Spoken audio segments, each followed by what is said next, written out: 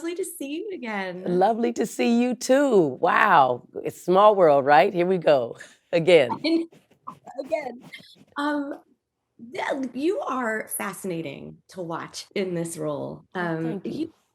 such an incredible career. I would love to know, in playing Verna, what muscle have you gotten to flex in this role that you haven't before in other performances? The science fiction role, the big thriller, blowout fantasy, horror, all of that mixed into a very human, intimate space is what I haven't gotten to flex. I got to be a leader. I got to lead armies. I got to, use my father's skill of words and charisma. He was a preacher, so I do understand cults. I'm not saying he was in a cult, but I'm saying I understand how that works when someone can have a spirit, be a spiritual leader, especially when people are looking for it. So I think putting all the things that I naturally have in me inside of a space that I hadn't, been asked, to really, tackle was a really great opportunity. And I always will be grateful to Simon Kimberg for inviting me. Yeah. I spoke to Simon a little bit about this, but I feel like sci-fi often kind of is a metaphor for other things that are happening in life. How do you feel like season 3 is reflective of that, and where does Verna fit in? Absolutely. Science fiction is a way to talk about current events in a future tense. And Verna fits in this world because she's a person who was one way before the alien invasion and then becomes somebody totally different that probably she wouldn't even recognize. But she always had the skill set of leadership within her.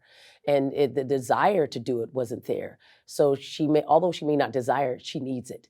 She needs it. And that's what's happening right now, where people are feeling a little bit maybe unmoored and they're looking for different types of leadership.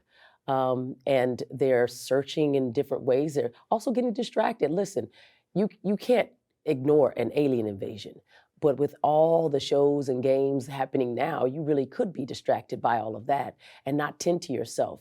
I love that if people start to be more intimate with their own needs of how they're trying to connect to each other, which is I think what we're all doing, they'd find more wholesome ways to do it. Don't do it in a crisis. Do it when you have more control. And I think that that's what we need to learn about what she didn't do. And then, she's kind of forced into it, but that's not necessarily a great thing all the time. Yeah. Okay, I'd love to know if Verna from Invasion were to meet Maxine Shaw from Living Single in an alternate universe. What do you think they would say to each other? I think they nod in recognition because they both are, powerfully strong people. I think that Maxine Shaw understands her power and her strength and knew it early on. And I think that Verna comes into her power and then understands it. They may also be working at different ends, but they recognize each other. So I think there would be a nod of recognition, kind of like, as Captain Kirk has with the Khan, you know, the Wrath of Khan, when they're both looking at each other, they're equally matched, but they both come from the same, they're both made from the same stuff. So I'd like to think they could be friendly, maybe not friends.